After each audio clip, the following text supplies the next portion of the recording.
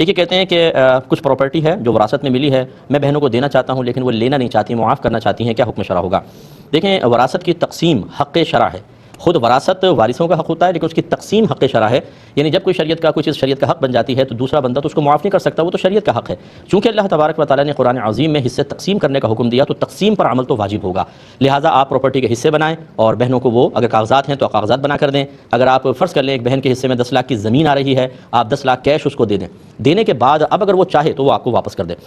ہمارا مشاہدہ یہی ہے کہ جب تک چیز دور ہوتی ہے تو معافی کا اعلان ہوتا ہے. آپ 10 لاکھ روپے سامنے رکھیں بہن کے اور پھر یہ کہیں کہ اب یہ اٹھا کر مجھے واپس دے دو، تو انشاءاللہ اس میں سے ہو سکتا ہے 5 لاکھ روپے میری ضرورت ہے، 5 لاکھ آپ لے لیں. تو جب تک ہم تقسیم کا پروسیس نہیں کرتے ہیں، کچھ کیفیات کچھ اور ہوتی ہیں، شریعت نے اس لیے تقسیم کو لازم کیا کہ وارث تک اس کا حق پہنچ جائے. اس کے بعد اس کی مرضی ہو، جس کو دینا چاہے وہ چاہے آپ کو واپس دے دیں، لیکن تقسیم آپ کو کرنا ہو گئی. یہ کہتی ہیں کہ والد صاحب زمین اپنی زندگی میں تمام بیٹوں کے نام کر گئے، بیٹیوں کو کچھ بھی نہیں دیا. ہاں 3-4 گھر تھے وراثت میں، وہ وراثت میں چھوڑ دیے کہ اس میں یعنی گویا کہ بیٹوں کا حق بھی ہوگا اور بیٹیوں کا بھی ہوگا. کیا حکم شرع ہے؟ دیکھیں، اکثر جو مطلب ہمارے بڑے ہوتے ہیں، میں بڑی معذرت کے ساتھ یہ کہتا ہوں، یہ بیچارے دین بالکل نہیں جانتے، نہ یہ دین جاننا چاہتے ہیں، اور ان کی پھر یہ جو مطلب کم علمی کا وائرس ہے یہ اولاد کے اندر بھی منتقل ہوتا ہے. ان کی جو بے عملیاں ہیں، اپنے خود ساختہ بنائے ہوئے رولز ہیں، قوانین ہیں جو بالکل بعض اوقات خلاف شرع ہوتے ہیں، وہ وائرس نیچے منتقل ہوتا ہے، بچے بھی اس پہ عمل پیرا ہوتے رہتے ہیں. اور یاد رکھیں یہ حدیث ہے، سرکار نے ہرقلہ کو جو روم کا بڑا تھا اسے جب پیغام دیا دعوت اسلام کا تو اس میں یہی لکھا سرکار نے کہ اگر تو ایمان لائے گا تیرے لیے دوہرا اجر ہے، اور اگر ایمان لے کر نہیں آئے گا تو جتنے تیرے اوپر ہم پیچھے عمل کرتے رہیں گے سب کا وبال تیرے اوپر ہوگا. تو اس لیے جو بڑے ہوتے ہیں یہ اپنے لیے وبال کما رہے ہوتے ہیں، اتنا بڑا وبال کچھ امتحان ہے. اب توفتاً بیٹوں کو سب کچھ دے دینا، بیٹیوں کو محروم کرنا، یہ گناہ کی صورت ہوئی.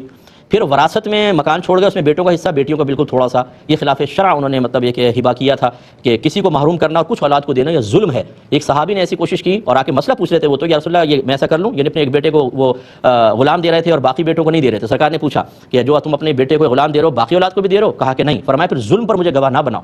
اس کا مطلب ہے تم گناہ کر رہے ہو. یہ گناہ ہے کہ اولاد کو بعض کو دے دینا بعض کو نہیں. اگر بیٹیاں سسرال چلی گئیں تو کیا مطلب انہیں کچھ بھی نہ دیا جائے، ان کی ذمہ داری وہاں ڈال کے بیٹوں کو سب کچھ دیا جائے، جبکہ بیٹے کمانے پر قادر ہیں، بیٹوں کے پاس پہلی پراپرٹی ہے، بیٹوں کے پاس پہلی کاروبار چل رہا ہے. لیکن بچیوں کو انتہائی حقیر معمولی سمجھ کر اور دولت کی محبت اتنی ہماری قلوب کے اندر رچ بس گئی ہوتی ہے کہ بیٹی کو دیں گے ایسا نہ ہو سسرال والے لے لیں.